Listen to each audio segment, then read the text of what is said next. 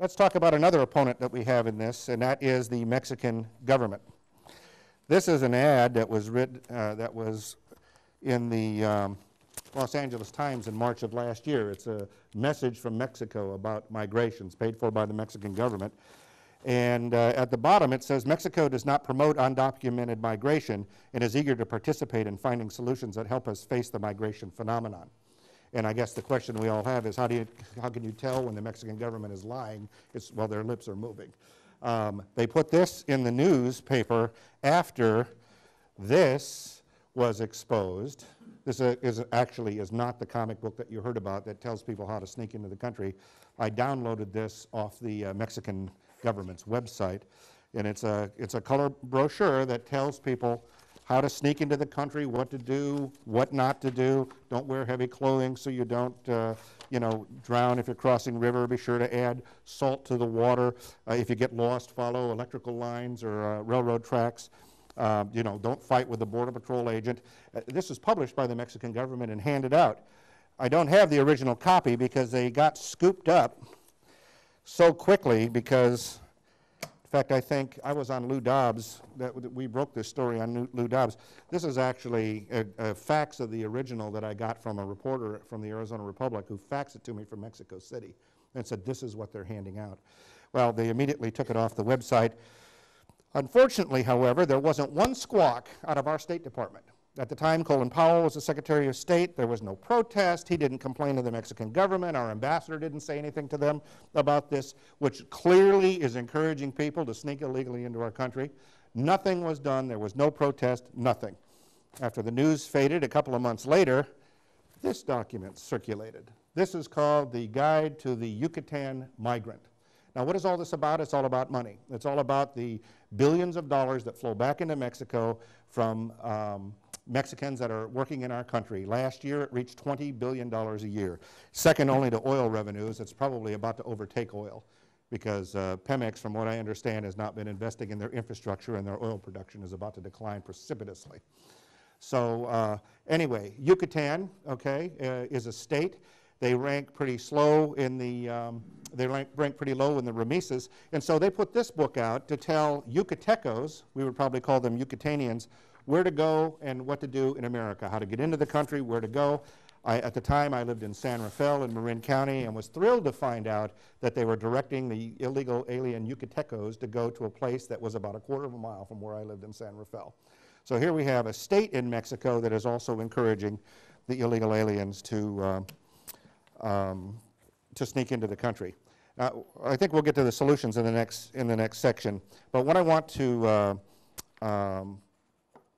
do before we play this this brief video here is, you've heard a lot about the immigration reform movement, and I suspect you're about to hear a little bit more about how terrible we all are and how we're all a bunch of racists and everything.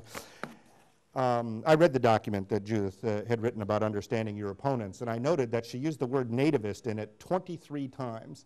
What's happened to our opponents is the term racist has lost its currency. We all know we're not racist in the immigration reform movement, and we just started to ignore it. The days of somebody saying, well, you're just a racist and you don't like Mexicans are over. No more do we go, oh, no, no, no, don't misunderstand, we're just trying to defend the country. We know we're not racist, and so we ignore it. And so now this new term has been invented, nativist. So whenever you hear the term nativist or you read it, what I'd like you to do, based on my experience, and I know a lot of people in the country, all over the country that are working on this issue, is when you hear the word nativist, I want you to think Americans who care about America. Americans who want to secure America. Americans who care about citizenship and sovereignty. So just keep that in mind when you hear the word nativist. Another thing you might hear is about how terrible we are because we've taken money from this terrible organization, the Pioneer Fund. I think this was also mentioned in the piece that Judith had written.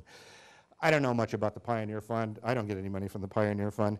All I know is that we're in good company if we are getting money from the Pioneer Fund, because some of the other universities that take money are the University of Alabama, the University of Calgary, Berkeley, University of California, Santa Barbara, UC San Diego, UC San Francisco, City College of New York.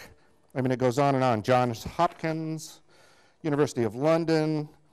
I mean, there's a whole list of universities, Stanford University, and on, that take money from the Sierra Club. This is an attempt at guilt by association. I've got a couple of minutes. Okay, let's stop here, and we'll ask Gretchen to play the Nation of Aztlan video, because I think for our opponents, the ones that don't want us to secure the border, it's best that you hear them in their own words. We remain a hunted people. Now you think you have a destiny to fulfill in this land that historically has been ours for 40,000 years. And we're a new mestizo nation. This is our homeland. We cannot, we will not, and we must not be made illegal in our own homeland. We are not immigrants that came from another country to another country. We are migrants free to travel the length and breadth of the Americas because we belong here. We are millions. We just have to survive. We have an aging white America. They are not making babies. They're dying. It's a matter of time. The explosion is in our population. It's not enough to elect Latino leadership. If they're supporting legislation that denies the undocumented, they don't belong in office, friends. They don't belong here. And those rednecks that are out there making decisions for the betterment of their communities will think twice before they push forward anti-immigrant legislation against our community. You can be as revolutionary as you want. You can be Chicano nationalist. You can believe it. You can believe in the concept of Aztlan. You can believe in the concept of multiculturalism. We don't have to give our lives. We're not at that point, but we can give a little. Aztlan. Nation of Aztlan. You know, when the extreme right wing talks about Aztlan, I guess it's from a guilty complex, because they know what they did in Texas. We have the armor, we have the infantry, we have the artillery, and we have to combine it under one organized command so we can wage an effective countervailing war against those racists that are trying to continue to discriminate and impede our development. America. Senate floor, when I was in the Senate, why are you fight so hard for affirmative action programs? And I tell my white colleagues, because you're going to need them. You know, but when we look out in the audience and we see, you know, La Familia, La Raza, you know, it's a great feeling. Isn't it a good feeling? And then, you know, I started to think about that, and I says, it reminded me of a book that we all read and we all heard about, you know, Paul Revere, you know, and his, when he was saying, you know, the British are coming, the British are coming. Well, the Latinos are coming, the Latinos are coming. So that's what this agenda is about. It's about assuring that we increase our numbers, that we increase our numbers at every level. And let me tell you, we can't go back. You know, we're at a civil war. United Latinos will win. The de facto elimination of the border between Mexico and the United States.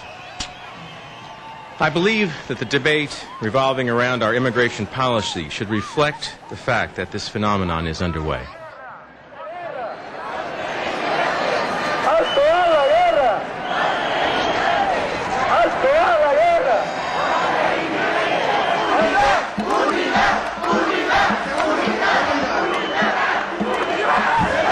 Se siente, el pueblo está presente.